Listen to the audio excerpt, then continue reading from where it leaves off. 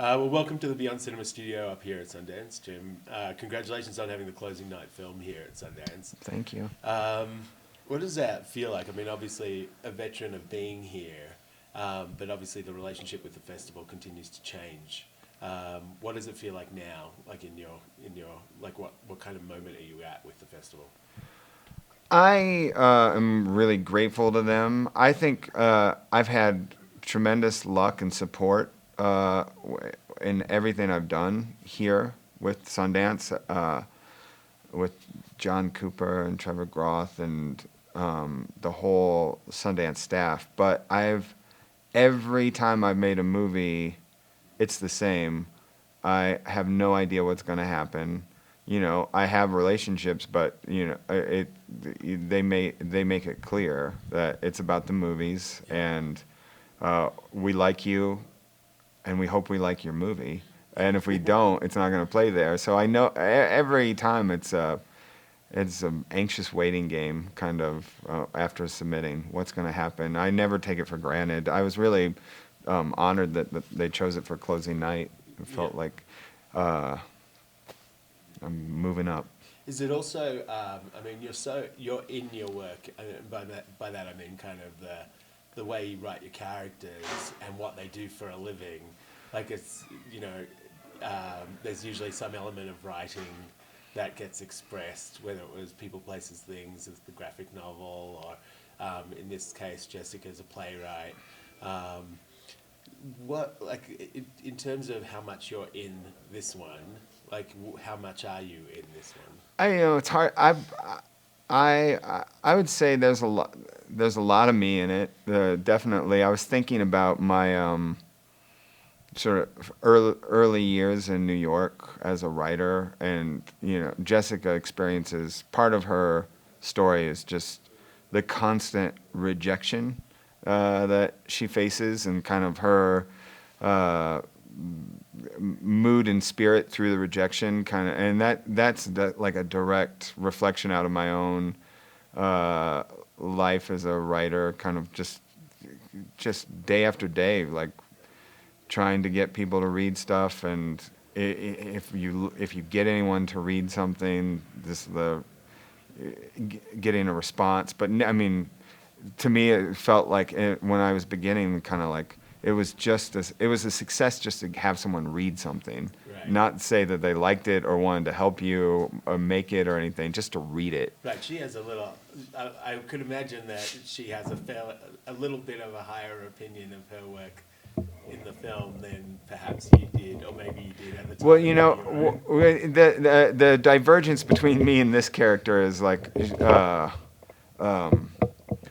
lot of confidence and sort of bravado, which is a coping mechanism for the constant rejection. I wanted to, I think my own experience is kind of sadness and depression, but I wanted to make this. One of the objectives I had for myself was to create an active character who's kind of like not wallowing in self-pity, but like kind of because I wanted to create a character kind of like based off of all the things I didn't do and should have done, and like my experience with students at the School of Visual Arts where I teach, for like I keep telling my students, you have to be bulletproof. You have to be your biggest fan.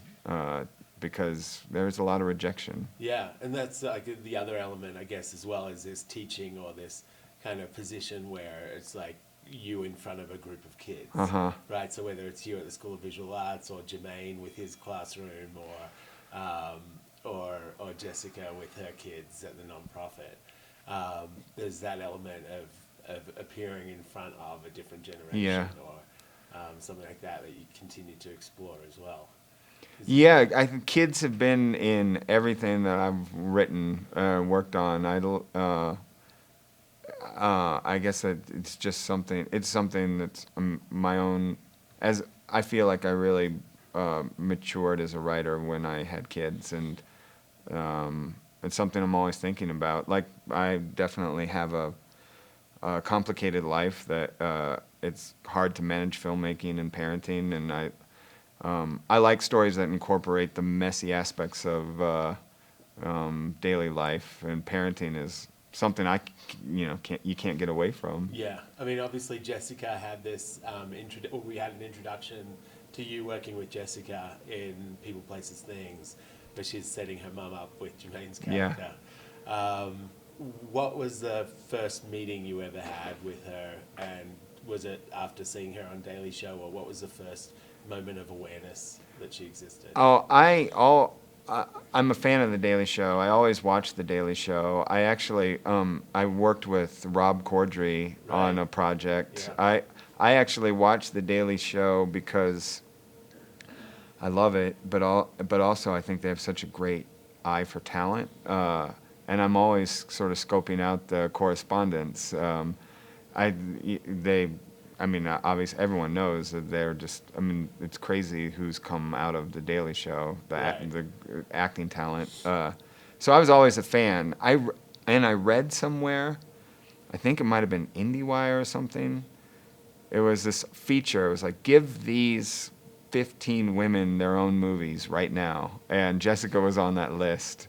Honestly, I think that put a little bit of an idea in my head, seeing that list. And then I met with her for People, Places, Things. I knew I wanted her for that part, and she took a break from The Daily Show, and we met at a coffee place. And What was that?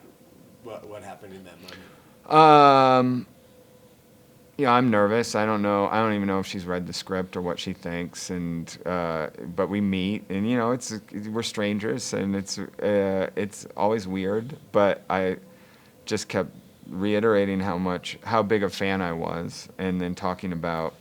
I think at that point we'd cast Jermaine already, and maybe Regina too. So. So that I was talking about them and how excited I was to add her to this like very exciting world that was shaping up with Jermaine and Regina. Yeah. Yeah, obviously, yeah, you worked with Rob on Winning Season. But yeah, Ed Helms and Steve Carell and all these, Stephen Colbert, of course, all came out of The Daily Show. For you, in terms of, in the notes I saw you identified her as a unicorn. Like, what do you kind of mean by that? Well, that's a reference to the movie.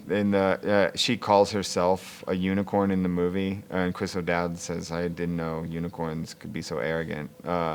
So it was like a reference to that. But I think Jessica's talent and charisma is truly one of a kind. I think she's really in very powerful screen presence. Yeah.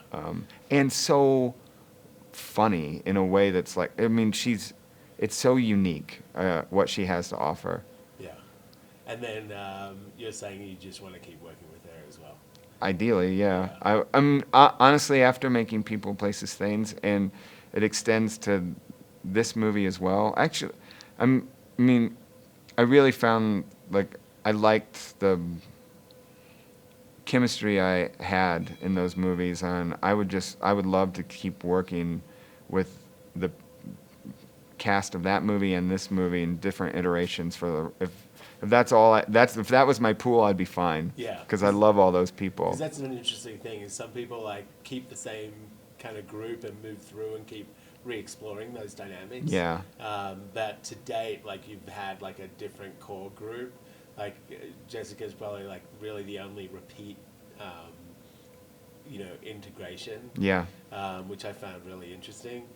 And then the other thing I want to kind of talk about for other filmmakers and screenwriters is that there's sometimes you see something as a director, having written it yourself, and other times, even after having success as a director, you've given up the script. Mm-hmm. So to John Krasinski and Hollers, what goes into that decision making as well as to whether this is one for me versus this is one that if someone else is interested in, I might let it go?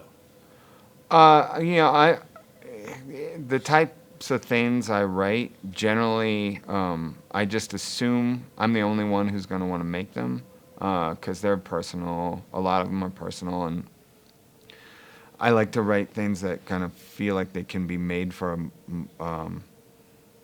I just try to take the realities of the business into consideration and think, uh, what type of budget can I get? I'm going to write something for the type of budget that I think I could probably be able to get. So with that in mind, I just, when and if opportunities come up where someone wants to try and take something I've written and make it in a bigger way, I'm always open to it, and that's what happened. I mean, with Lonesome Jim, that was directed by Steve Buscemi, and I didn't know anything about anything. I just written this script, and I had no intention to try to direct it. And so that was kind of a no-brainer. I was such a fan of Steve's movie Trees Lounge. So when he responded to the script, that was just, of course. And then with John Krasinski, he was just so passionate about it, and I was making People, Places, Things around that time, and I was just excited to hand it over. Yeah.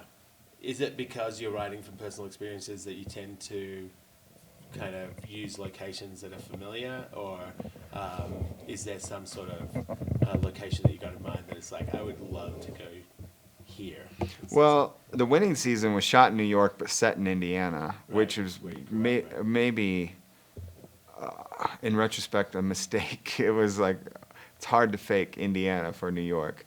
But honestly, it's like, in my experience for the types of things I'm writing, it's really comes down to practical. New York, what places offer incentives, and New York offers well, with New York, I was thinking I need to be, shooting on location is hard for me as a parent.